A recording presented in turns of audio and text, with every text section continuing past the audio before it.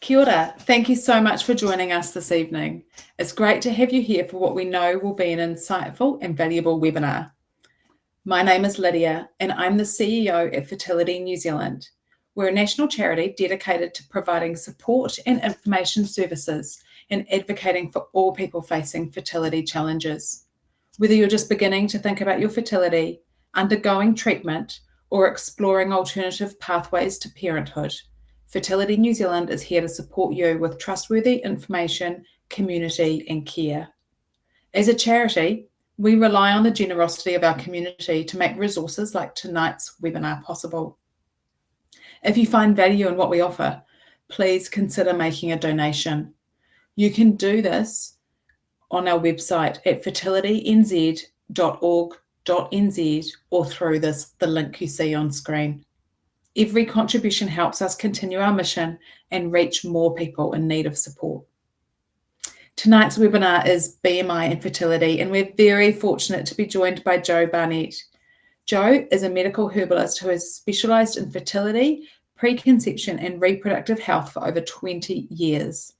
Jo is also a board advisor for Fertility New Zealand. In this webinar, Jo will explore how both low and high BMI can affect fertility, as well as funding criteria, well-being and lifestyle factors. She'll also share practical and holistic approaches to support your well-being wherever you are on your journey. We'll finish up with a live Q&A session, so please feel free to type your questions into the chat at any time, and we'll aim to get through as many as we can at the end. Thanks again for joining us. We're so glad you're here.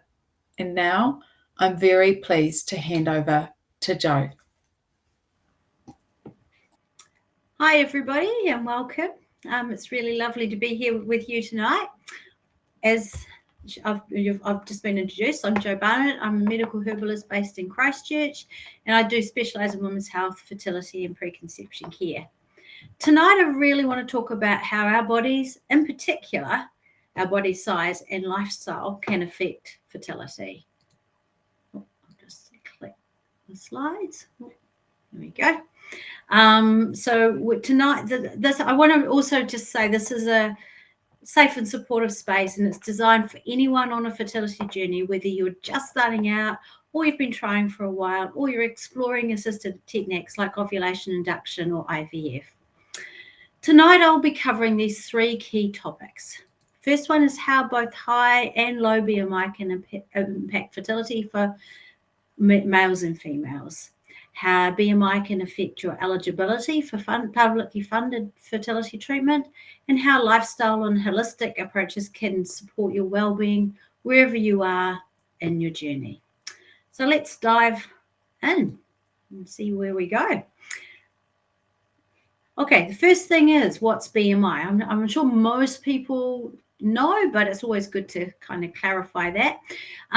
So it's a formula based on our height and our weight, and it's used widely in healthcare to estimate whether someone is in a healthy weight range. BMI is a really general tool. It doesn't measure things like body fat, muscle, or your individual health profile, so it's a bit of a blunt instrument. For those who may be naturally stocky, or if you do a lot of muscle building exercise, or for women that have got a really sort of classic hourglass shape, you know, where you hold the weight over your hips and bust, these BMI calculations are less than accurate. And they also can be a problem for many with a Maori Pacifica heritage as well. It still plays a big role in fertility discussions and funding for IVF cycles, partly because, I guess, of the links to hormonal health and pregnancy risks, and partly because it is used as a public funding health criteria. So just so that we all kind of get a bit of an idea of where we're at here, a BMI under 18.5 is considered to be underweight. If your BMI is 18.5 to 25, it's considered to be in the healthy range.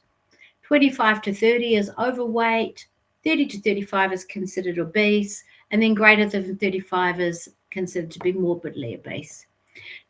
Let me say this really clearly, though. BMI does not define your worth or your ability to become a parent. And they are population tools, not personal judgments. But it can give us some insight into how your body's functioning, particularly around your hormones, ovulation for women, obviously, and inflammation. And so a lot of what I'm kind of edging towards isn't so much about the weight, but the implications of being overweight or underweight can have on your fertility. So for starters, let's look at high BMI and female fertility. So there's really strong evidence that being overweight or obese can impact a woman's fertility. So for those with a higher BMI or those living in a larger body, it may take longer to conceive. You're more likely to experience hormonal imbalances. Things like that could include like irregular ovulations. You may have PCOS and or insulin resistance. The risks of pregnancy complications are also higher.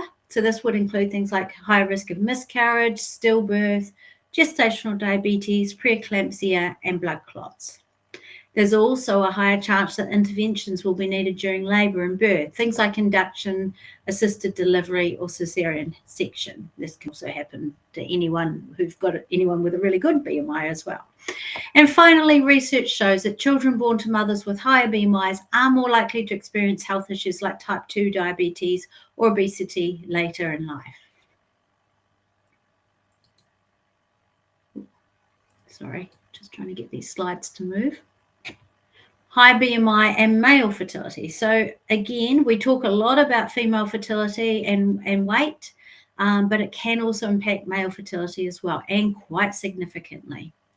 In men, higher levels of body fat can lead to hormonal changes, particularly lower testosterone and higher estrogen. And this can cause lower libido, erectile dysfunction, and also reduce sperm quality and count. Being overweight can also lead to increased scrotal temperatures. And imagine here, in a particularly larger male, your belly when you're sitting down low over the testicles. And that increased heat is damaging to sperm, because remember, testicles dangle for a reason. They want to be kept cool, not cooked. The major impact here appears to be due to an increase in DNA damage within the sperm, which is caused by what is known more widely as reactive oxygen species or oxidative stress. This DNA damage in sperm can affect embryo development and increase miscarriage risk, even if the female partner is healthy. There was one study done from Adelaide IVF clinic that found that when the male partner was overweight, the embryos were significantly less likely to develop properly, even if the female partner had no health concerns at all. So this isn't just about weight. It's about the hormonal and cellular effects that weight can have on the body. Let's have a wee look at low BMI and the effect that can have on fertility as well. So on the other end of the spectrum, a low BMI, so remember that's under 18.5, can also interfere with fertility. For women, it's often linked with irregular or missing periods, low estrogen, and disrupted ovulation. The uterine lining may be thinner as well, which of course can affect implantation. We often see lower BMI with someone who might be over-exercising, or they're under-eating or under-fueling for the amount of exercise they're doing, or high stress, particularly a lot in athletes or people with really demanding lifestyles. It's all really important that these anovulatory cycles are not confused as being PCOS, because the management strategies here are quite different. In men, a low BMI can cause low testosterone, reduced sperm count and motility, and even difficulties with erections and low energy or vitality. Again, the theme or the aim here is about balance, not being under or over, but finding that sweet space in the middle where your body feels safe to reproduce. And we'll have a chat about some strategies shortly. But first, we need to look at BMI and public funding. So let's have a chat about that, because this is where BMI can feel really personal and really frustrating.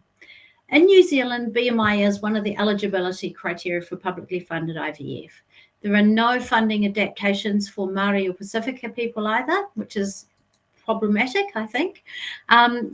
So when you go along to your first specialist appointment, typically The accepted range for females is between 18.5 and 35 to get assessed. And then you need to be down to 32 before you can start your funded cycle. For men, if you are living in Auckland or the Auckland region, your BMI needs to be below 40. The rest of New Zealand doesn't seem to matter. The reason why they look at BMI for funding issues is because research has shown that success rates are a lot higher and complication risks are a lot lower if you're kind of in that sweet spot. Again, this can be really hard to hear, particularly if you've already been on a long journey and you're really struggling to get your BMI into the right range. These numbers are based on population data. They don't reflect your value as a person or as a parent, and they are clinical guidelines. Okay, so I think that's just really important not to take it as a personal attack. As a bit of an aside, particularly for women with PCOS who are struggling with their weight, about half who lose weight do experience normalization of ovulation patterns. Some, though, with really dysfunctional ovulatory patterns that doesn't quite work for them, but for a lot of people it does make a big difference. A weight loss of about 5 to 10% of body mass has consistently been shown to improve insulin, androgen, estrogen, your LH to FSH ratios, prolactin, ovulatory function, fertility, pregnancy outcomes, and general symptoms. So this can often reduce the need even for ovulation induction or IVF as well. Sorry, my slides are quite slow to respond. Here we go. So let's have a wee shift into thinking about what you can do, because the good news is that fertility can be supported in many, many ways, and often with quite small and sustainable changes. In order to be thorough and really understand what is maybe driving your weight gains or your inability to lose weight or even your inability to gain weight, and this is, of course, assuming that your food intake and your exercise is pretty under control, I really suggest maybe talking to your GP. And this is where I really want to try and focus on what to ask and why to ask for things, so that you go in feeling like you have a little bit of control and power, but it can be a really tricky conversation. So let's have a wee look at that. As an aside, also, if you have a fertility naturopath or herbalist that you're seeing or you want to see, they can organize these tests for you, but we're not funded. So if we order them for you, then you need to pay for them. Sometimes what happens, particularly these days, is that your GP might cover some and then you have to self-fund the rest. So, but it is quite usually useful to see your GP because, these tests aren't cheap. So it kind of saves you a bit of money. So your GP is often, as I've said, your first port of call when you've got any fertility concerns. So they can order baseline checks. They can check for hormonal imbalances. They can refer you to fertility clinics or specialists if need be. And they can also help you to access any other supports you need. But sometimes you have to know the right questions to get the most out of that meeting. So what I've done here is put together, hang on, I'll just change slides, a list of tests that are really useful and important for men and women, particularly I'll start with when trying to conceive, particularly if you've got BMI or weight issues. So for everybody, regardless of gender, I always suggest getting a full blood count and full iron studies. And this is because iron can affect ovulation, it can affect your energy and implantation. If your iron levels are high, it can be inflammatory. And then women who have very heavy periods, or if they're athletes or they're following a vegan or vegetarian diet, then of course the iron can often be a lot lower. And I just don't think taking iron without knowing what your levels are like is a good idea. And always ask for full iron studies, not just ferritin, because if you've got any inflammation, for example, if you are overweight, you tend to have inflammatory stuff going on, then that will push your ferritin up and give you an artificial value. The second thing we look at is a thyroid function test. So that's your TSH, your T4 and T3, and sometimes thyroid antibodies as well. And this is because thyroid hormones regulate your metabolism, okay? And this, of course, can be implicated in weight gain and loss. So if you're hypothyroid, typically you'll find it hard to lose weight and easy to gain weight. And if you're hyperthyroid, it goes the other way. And this can impact ovulation, it can impact sperm quality, and increase your miscarriage risk. The next one we look at is HbA1c, which is your 3-month blood sugar average, fasting insulin and glucose. Again, higher BMI is often associated with insulin resistance. So pre-diabetes and insulin resistance can affect ovulation as well as egg and sperm quality. The next one, vitamin D.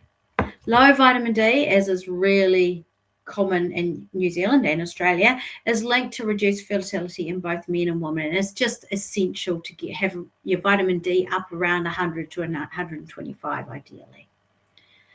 Liver function and lipids, so that's your cholesterol and things. Again, high BMI can affect your liver and impact your liver health. And here we're thinking of, usually non-alcoholic fatty liver, which can affect your hormones and, of course, push your inflammation up.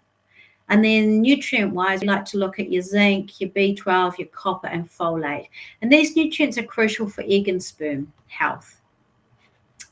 And then for women only, of course, because men don't need some of these tests, looking at your hormones. So your FSH, your LH, your estradiol, and your AMH. Now, do these on day 2 or 3 of your cycle, so 2nd or 3rd day of bleeding. And that's proper bleeding, not spotting. This will give us an indication as to, the AMH gives you an indication as to your ovarian reserve, but I never advocate just having that on its own. You need all the other information as well. And also hormonal regulation. It's useful as a part of a diagnostic as to whether maybe PCOS could be driving your weight and hormonal issues, or whatever else might be going on. Progesterone and estradiol, we like to do those two together 7 days after you ovulate, or if you've got a really regular 28-day cycle, it's usually day 21. And this confirms whether ovulation is occurring and how, if your progesterone levels are rising to a sufficient level to support a pregnancy. Prolactin we look at, because high levels of prolactin can interfere with the quality of your ovulation. And then we look at sex hormone binding globulin, testosterone, and free testosterone. And again, it's really important for any hormonal issues, but also particularly if you suspect PCOS might be behind that weight and ovulation stuff. So again, we just like to know what your levels are like, and then we know where we kind of direct our treatment. And remember too that not all people with PCOS are overweight. There are also lean PCOS presentations as well, just to confuse matters. A pelvic ultrasound may also be indicated if they suspect PCOS. So if you say you have really irregular or anovulatory cycles, if you get a lot of acne or weight gain, it's really hard to shift, or increased body hair, are just some of the main symptoms of PCOS. And then if we look at men, semen analysis, at least 2, because you never rely on just one, because it might be, and not give you a good indication. So you want to have at least a couple, not too far apart, so that you can just check that that presentation is reasonably consistent. So we look with the semen analysis, they check your sperm count and motility. They also look at like the volume and the viscosity, whether it's clumping together or if it's flowing like it should be. You may need to push to get your morphology included, but it's really, really important. That gives us an idea of the health of the sperm. And also DNA fragmentation is usually something that you do need to self-fund. But again, that gives us an idea of any DNA damage to the individual sperm. And these factors are all affected by weight, smoking, diet, heat, hormones, etc. And then sometimes with men too, we would add in, particularly if the issues with the sperm count or motility, things like your testosterone, your LH, your FSH, and even estrogen, because obesity can lower testosterone levels, and that will reduce sperm production and also reduce your libido. And there we go. So what to say to your GP? You could say something along the lines of, we've been trying, or we're starting to try to conceive. I'm aware that weight can affect fertility, and I'd really like to check in on my hormonal health and overall fertility markers to make sure everything's in balance. Can we do a thorough set of blood tests, and if needed, a referral to a fertility specialist? If you're not really sure and don't feel confident with that, always bring in a written list as well to ensure that nothing gets missed off. From my perspective, as you know, in the work that I do, these tests are invaluable in guiding us as to where we need to focus, and that also makes it a bit more cost effective for you too. So we're not just doing a big blanket treatment. We can really, if your B12 is low, for example, then we know we need to boost that, or if your vitamin D is low, then we need to support that. And also we can understand what drivers might be behind any issues you have, and also just gives us a heads up on the best way to proceed. Testing gives you a baseline. So even if you're not planning pregnancy for another 6 to 12 months, it's really good to be checking now and sort of planning ahead. It also helps us to identify treatable causes. For example, thyroid issues or low vitamin D, that's usually quite easily corrected. It can provide peace of mind or guide you on to the next steps. So like lifestyle changes, dietary adjustments, and even the correct supplements that you might need. And it gives you that feeling of control, like you're taking some action rather than getting kind of blown around by everything that's happening. Interpreting the tests correctly is important. Please don't do that with ChatGPT. You do need someone experienced, whether that be your fertility naturopath or herbalist or your GP or the specialist, to help with interpreting them. We tend to look at normal ranges in a slightly different way. For example, the normal range for vitamin D is 50 to 150, but we really like, for fertility, we like you sitting in that 100 to 125 mark. Advocating for your health isn't pushy, it's proactive. You really deserve support. And remember that lifestyle changes, even those little ones, can have a really big impact on fertility. But that testing really helps to give you a clearer picture as to where you need to go. So now let's have a wee look at what we can do. So with or without the above blood test recommendations, the good news is that fertility can be supported in so many different ways, and often, as I've said before, with small sustainable changes. As you can probably imagine, there's no single diet or strategy that works for everyone. And that's why a really thorough look at your individual situation, including your health history, your lifestyle, and your fertility goals, is really important. It helps to create a tailored approach that suits you and your body's needs. That said, there are a lot of really simple, effective habits you can start with right away, and these foundations can often make a big difference on their own. If you're already covering off the bases, but you're still not seeing progress, it might be really time to book a session to see your herbalist or naturopath or nutritionist who do specialize in fertility. And I think if you can find someone that specializes in this area, it's going to be a better outcome for you. A personalized plan can uncover what your body may need next. But we have to also remember we are all different. And that's why, you'll see, so-and-so did this and they ate that and they lost weight really easily. And I'm doing the same thing and it just isn't happening. Some of us are like weeds in the footpath. They'll survive and thrive no matter what life and environment throw at us. Poor sleep, skip meals, stress. Somehow their bodies keep going and even get pregnant with very little effort. Others are more like a real awkward. They just don't need.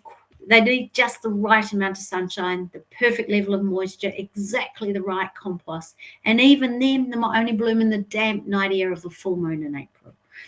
But both of these are valid. Everybody, again, is different. Neither one is better than the other. They're just different species with different needs. So the key is to really understand and know your nature, be kind to yourself, and understand that what you need physically, mentally, and emotionally is different than the person down the road, but that's your starting point. So let's have a wee look at that big one, food. All right, and let's think of food as fertility fuel. Okay, because what we eat really does shape our fertility, our health, and our BMI in powerful ways. And like I've said, there's no perfect diet for everyone. And I don't even like the word diet. There's just no perfect eating pattern for everyone, but there are some patterns that support better hormone balance and healthier ovulation, and better sperm quality and improved implantation outcomes. So The first thing is to start with vegetables, because I love to start with vegetables. Even starting with your meal, eating a vegetable first is a really good thing to do. So we want to eat at least 5 serves of vegetables per day. That's about 3 full cups, and try to include a rainbow of colours. So think of ways to get veggies into your breakfast, your lunch and your dinner, and even into your snacks. So for example, you might have an omelette in the morning with some spinach and mushrooms. And then at lunchtime, you might have a salad which will have your greens, your beetroot, capsicum, and pumpkin, and then some protein, of course. And then at dinner, you might have a really colourful stir fry, which includes things like cauliflower, broccoli, carrots, zucchini, onions, and fresh herbs. The more colour on your plate, the more nutrients you're feeding your body and your reproductive system. Do remember, though, we want to be eating seasonally. When it comes to diets, the Mediterranean diet does seem to be a fertility favourite. So it's one of the most consistent findings in fertility research that seems to benefit most people. And that really means it's based around lots of low GI vegetables and fruit. Yeah. And, a couple of serves of fruit a day is enough. And usually things like berries are ideal because they are lower GI. Good healthy fats and lean proteins with every meal. It's not extreme, it's balanced, it's satisfying, and it works. And I just wanted to talk a little bit about fish, because eating fish is great, but you do need to choose wisely. So if you're eating fish, and obviously if you're vegan and vegetarian, you probably won't be eating fish, but if you do eat fish, aim to eat it 2 or 3 times a week. But go for your smaller oily fish. So things like sardines, salmon, trout, and herrings. Stay away from your larger fish like shark and tuna because they tend to accumulate mercury. And mercury, of course, can cross the blood-brain barrier and across the placenta. And we really don't want to be, we don't want to be ingesting mercury, but certainly we don't want that for our babies either. And little things to... Bear with me one moment. There we go. Daily fertility boosters as well. So just little things you can include into your diet every day is things like a handful of raw unsalted nuts and seeds. If you do eat nuts and seeds and you store them at home, keep them in the freezer or even in the fridge if you're going to eat within a week or so. Just stops the oils in the nuts and seeds from going rancid. Include olive oil, avocado, butter, like real butter, pestos or nut butters as your healthy spreads, and then cook with coconut oil, butter or ghee at high temperatures, and then use olive oil if you just like stir frying, or you can add it to your salads or just pour it on after cooking. Do try and stay away from things like margarine and vegetable oil spreads, and then all your highly processed fats, because they're not going to do much good for you. Central fatty acid balance. And then another really, really, really important thing is to balance your blood sugar. Okay, and this, it supports your hormones, and it's really, really key for reproductive health. So here's a few things to do to try and help with that. First one is to avoid sugary foods and drinks. Okay, and this includes fruit juice, soft drinks, cakes, lollies, and all your artificial sweeteners as well. If you use any sweeteners, very small amounts of honey or real maple syrup or dried fruit might be okay, but it really depends on your metabolic health and also your cravings, because if you're someone who a little bit of sugar means you want more sugar, then obviously that's not going to work very well for you. Swap your refined grains, so all your white stuff like white bread, pasta, and white rice for whole grains like brown rice, oats, quinoa, buckwheat, and whole grain pasta or bread. And these again better support your hormone health, your fertility outcomes, and healthier pregnancy once you do conceive. And there is a little trick you can do. Some dietary strategies, which I don't know, many of you have heard of the Glucose Goddess, or the Glucose Revelation is the book. But it's really, really good. Jessie really focuses on macronutrient ordered eating to help optimize your insulin response. So anyone with any BMI issues and stuff, anything, is quite a useful little trick to use. So if you consume your macronutrients in order in the following order, it can really reduce your glucose spike. So first of all, you have your vegetables or your fiber. So start with a salad or eat your veggies first, and then add in your proteins and your fats, then eat your carbs. And if you're having something sweet, tag it on at the end. So for meals, like if you're having I don't know, say a curry, for example, that mixes everything in together, have a vegetable dish like a wee bit of salad or even a big handful of spinach or something first, and then eat the rest of your dinner. And then another few little things you can do is add apple cider vinegar in. So this helps before meals. So this helps to increase your muscle sensitivity to insulin and also increases your glucose uptake.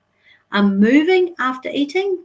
So just even going for a walk around the block, or I know even vacuuming is still using some exercise, or dancing while you're doing the dishes. Any activity after you eat will help to, again, reduce that insulin spike. And pre-cooking your carbs. So, if you pre-boil your pasta or your potatoes, that helps to reduce the glucose burden by about 50%. And I've just put the picture here of the book. But she's also got, she's called the Glucose Goddess on Instagram, and she has lots of graphs and stuff as well, which she'll eat something and then graph the insulin response afterwards and compare it to different things. So she's quite interesting. And then fiber, really important. Again, particularly if you're starting to reduce your carbs down, you need to really make sure you're getting enough fiber. So low fiber intake has been shown to be prevalent in a lot of metabolic PCOS and general metabolic presentations. And often it's associated with increased insulin resistance, gut dysbiosis, and inflammation. So if you do need to reduce carbs, you want to do that without the expense of reducing fiber. So you want to be aiming for at least 30 grams of fiber per day. So you can get it from things like vegetables, linseeds or chia seeds, legumes, all your nuts and seeds, your resistant starch like we talked about before, sugar-free bran, things like rice, oat and wheat, green banana flour, and also all your fiber and prebiotic supplements if you need to have those. So, in summary, that's our daily fertility dietary checklist. Eat real whole food, okay? Include a rainbow of vegetables, balance your meals with good protein and fat, keep your blood sugars nice and steady, and hydrate well every day. And I just have to add in here, please, can you make sure that if you're using water bottles, use stainless steel or glass water bottles rather than plastic, because that is another whole seminar in of itself. I think I've done one previously, actually, about that. Let's move on to movement and why that matters. Exercise isn't just about BMI. It also plays a really powerful role in hormonal regulation, insulin sensitivity, circulation, and mental well-being. All of these are key for fertility. But, and this is important, there are lots of different options out there opinions about how much exercise is ideal and what type is best. The truth is, it really depends on your body, your cycle, your current fitness level, and what you like.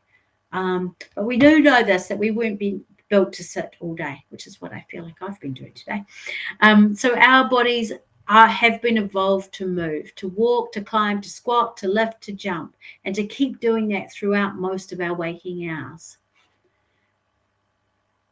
Sorry, I just changed slides again. So there are two types of movement.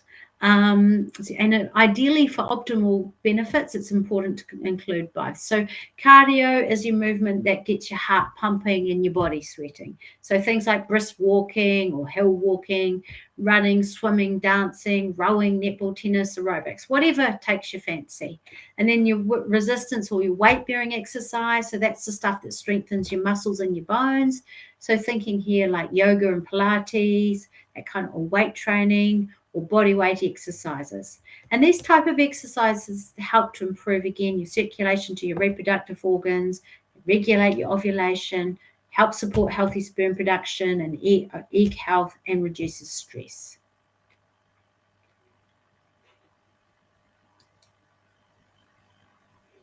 And here's just some basic, and look, these are just really basic guidelines, just to give you a bit of an idea of where you might be able, want to start.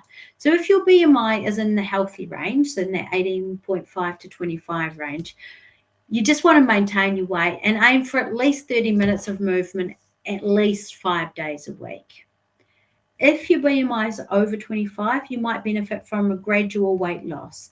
And I really want to emphasize gradual weight loss here, not that kind of rapid, sudden stuff, which you just rapidly regain.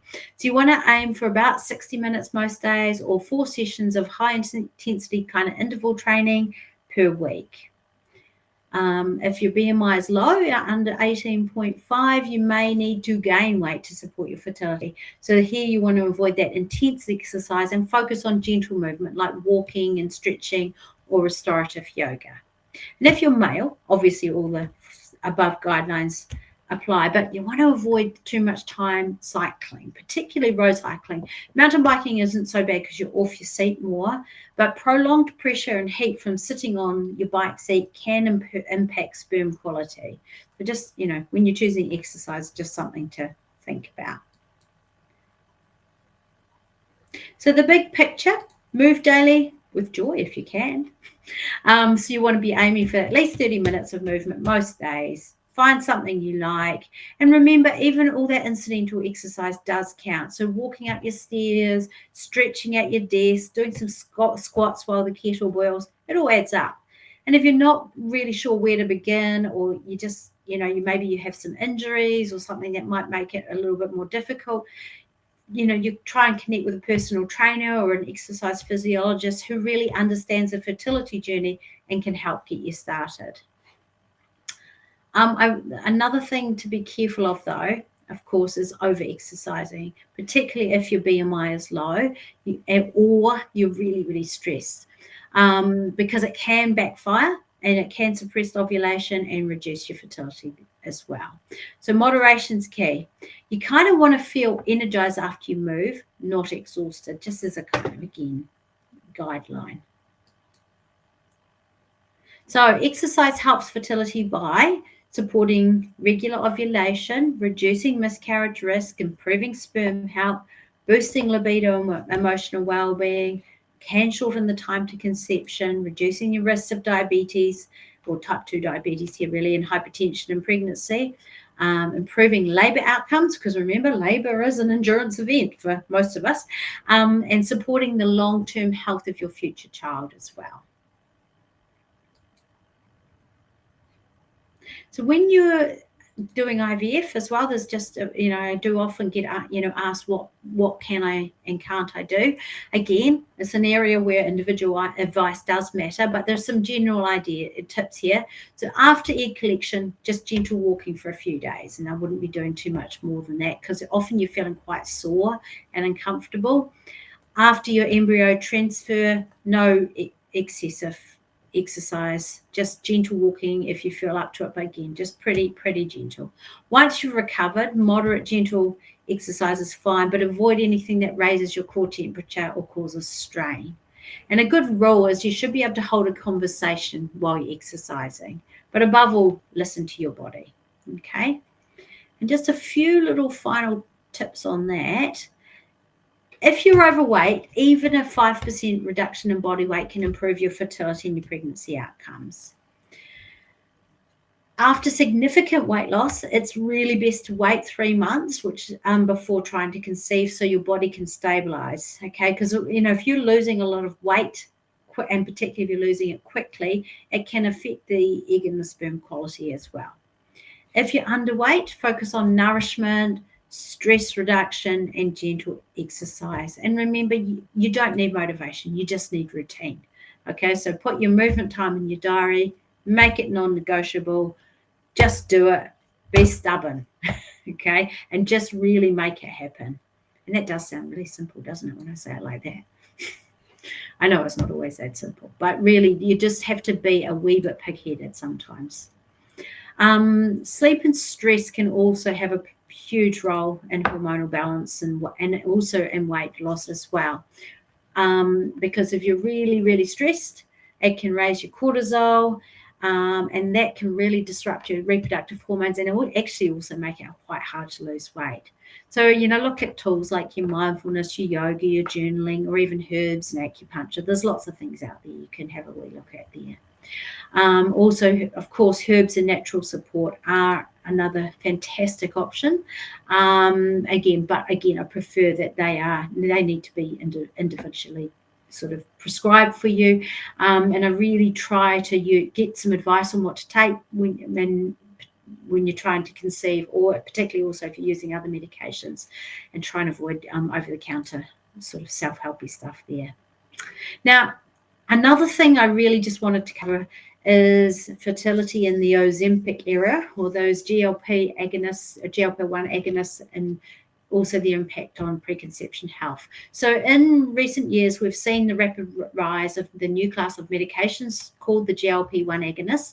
So this is things like Ozempic, Saxenda, and now Wegovy. We've got, I think, very soon that is coming into New Zealand. And they were originally designed for type 2 diabetes, but now they are being widely used for weight loss. For those who have struggled for a long time to reach their BMI eligibility fertility treatment, these GLP-1 agonists may offer a new option, one that previously was only available via more invasive measures like gastric banding or bypass surgery. From a herbal medicine and naturopathic perspective, it's really important to acknowledge there are no herbs or supplements that can achieve the same effect as these drugs. This is because these GLP-1 medications are designed to stay active in the system for 7 days. Any natural compounds that have the same or similar mimicking effect, such as bitter herbs or there are certain amino acids, they have half-lives of only minutes. So they just don't compare. So please don't fall for any of the advertising hype that says, they will do the same thing, because they don't. So while, herbs and nutrition, of course, will support your metabolic function and appetite regulation, they do not replace or replicate that pharmacological potency of these medications. Okay. So they are possibly a new frontier. There's lots of questions. They're not very well studied. Yet, it's all new and emerging. So we're still learning lots. And, there's lots of positives, but there's also lots of negatives, particularly in this preconception and perinatal phase. We just don't know enough yet.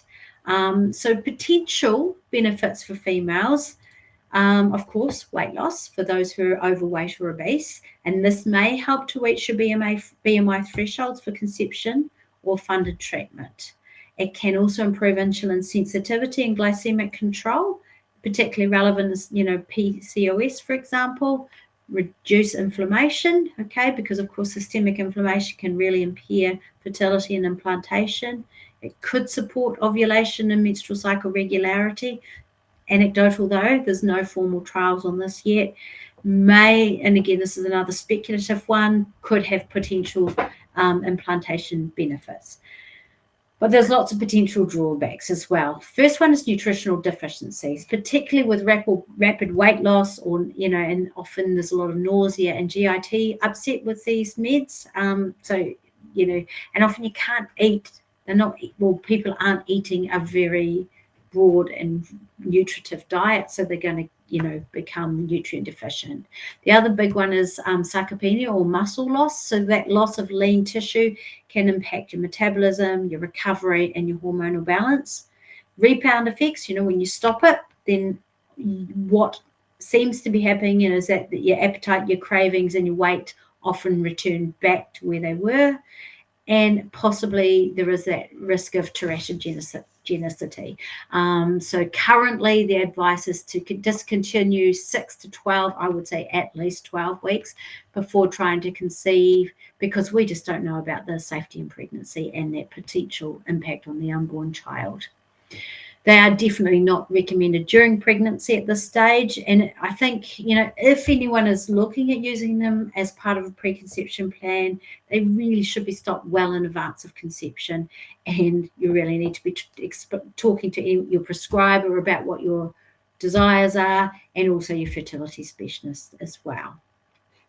For men, similar kind of pattern, apart from the female hormone side of things. Benefits include testosterone normalization because of weight loss. Okay, so that's really helpful, of course, in overweight men who might have low testosterone, and also increased sperm count and quality. So again, just because of that weight loss, it improves the sperm parameters. Potential risks is there is a potential for secondary hypogonadism. This is theoretical, and again, it's that rapid weight loss and that muscle mass declining. If it, if you lose too much weight and you lose some muscle mass as well, then that could have that effect. Also, epigenetic changes. So there are concerns about how rapid changes in sperm quality could also affect the future offspring. Again, not studied, but has been flagged in animal models. And of course, sarcopenia or muscle wasting and reduced testosterone. So muscle loss, again, can really affect that hormone balance. So, bear with me one moment again.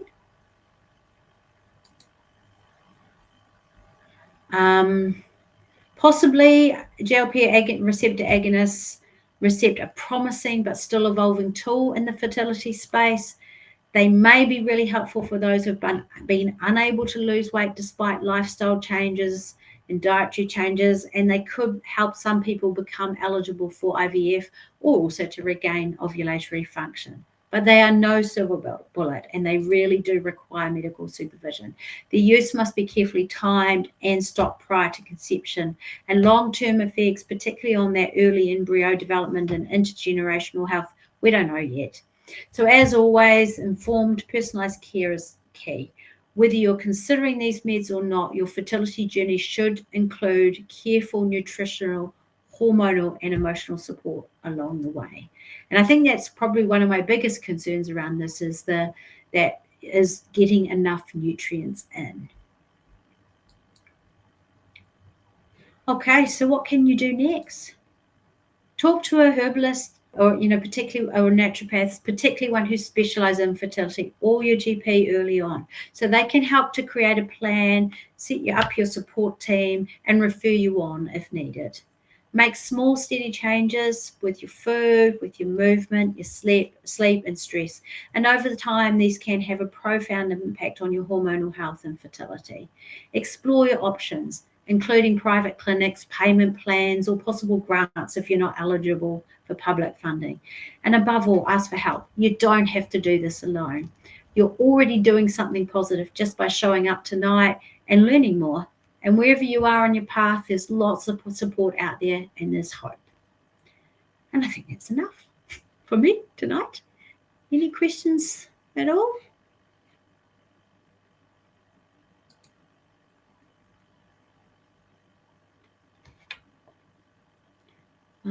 Sorry, I'm just trying to read this. Somebody's saying, I had my vitamin D checked by a practitioner who said it was low, but my GP said it was in the normal range, just on the low side. Why do different health professionals interpret the same research result differently, and how does that impact? I think the issue is that GPs typically aren't trained in fertility. And I guess the research that we have looked at and adhered to seems to show that sitting around that 100 and 125 just is a better spot for hormonal stuff. And remember too that everybody's different again, and depending on what your outcome is, but for fertility we really like you sitting up around that time.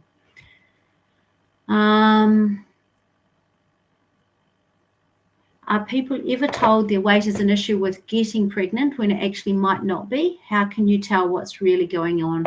Again, this is testing. Testing, investigating, and just building up a team that you trust and working with people that you can relate to. It depends again. It's just so complicated, basically. It's really, really complicated, and it's also, because lots of people who are overweight get pregnant easily, and it's more if it's affecting your insulin levels, if it's affecting your ability to ovulate, then, that's when we would be suspecting that there is an issue there. This whole thing feels really hard and a bit personal. How do you work with people who feel really vulnerable or ashamed about their body? We just work on just reassurance, really, and non-judgment. It is hard. Weight is always a difficult subject. It's always a difficult one for people to deal with. And we just really work on the sort of nourishing and supporting and gentle guidance. There is no shame. It's hard. It's hard, and it's hard with, when you're feeling low, it's really hard to not use food as a crux. For some people, that's just really, really hard. And there's a lot of genetic stuff coming into that as well that makes you crave certain foods more too. So we just try and be as kind and supportive and non-judgmental and just help you get to a point that you're feeling comfortable with. Next one is, my husband had a sperm test through our GP and was told to lose weight, stop drinking coffee and wear loose underwear. But when we had testing done at a fertility clinic, we were told his sperm had low motility. Why wasn't this picked up in the first test? Are the tests different, or is the interpretation different? Again, fertility clinics are more specialized in interpreting these tests, right? And I don't think it's fair, in a way to expect a GP to be a specialist in this area. This is why, they can refer you on. We always advocate that semen analyses are done at a fertility clinic because they're trained and they're just better at interpreting them and doing the assessments as well. Next one is, I've been trying to lose weight and I'm scared of being told it's my fault. How do I talk to doctors or specialists without feeling blamed for something I don't fully understand? Again, this is where if we do the testing and try and see if there's any drivers, because again, as I've said, it is hard to lose weight. Nobody's arguing about that. And just, I guess you have to trust yourself as well, that you're doing the best you can, and just be kind to yourself. And then if we work out the drivers and try and understand the why, then that can also help you feel empowered as well. Because sometimes it's insulin resistance is probably one of the biggest issues. And just making, I talked about the ordered eating. Sometimes just making simple changes like that can make a big difference. And making sure you start the day with a savory breakfast that's really high in protein, and making sure that you have protein with each meal as well. Any other questions? I think that's done.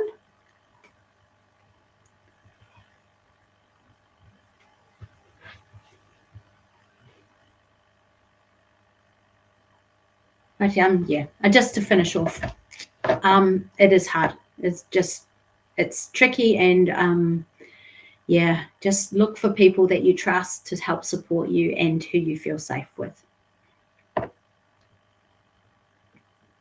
Okay, I think that's all we have for tonight. Thank you so much, Jo. Sorry, I'm just getting my screens in the right positioning. That was a fantastic webinar and really, really interesting to get that up-to-date information with all of the new weight loss medication that seems to have just burst onto the scene in the last wee while. Thank you so much, Jo, for sharing your time and expertise with us this evening. And for everyone watching, we hope that you found the session informative and helpful as you navigate your own fertility journey. If you'd like to revisit tonight's webinar or share it with someone else, the recording will be uploaded on our website later this week at fertilitynz.org.nz. As always, Fertility New Zealand is here for you. If you have any questions that come up after tonight's session, or you'd like support at any stage of your fertility journey, please don't hesitate to get in touch. You can reach our helpline by emailing info@fertilitynz.org.nz. We're here to help, and you don't have to face this alone. And keep an eye out for next month's webinar on donor linking with Sonia Godicki, Rachel Harvey and Jeanette McKenzie. During this webinar, our wonderful presenters will explore the many ways people connected through donor conception may seek information and contact with each other. This includes donor-conceived people, donors, recipient parents, siblings, and extended families.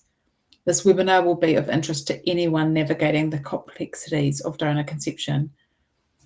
Keep an eye out on our website and social media for more information.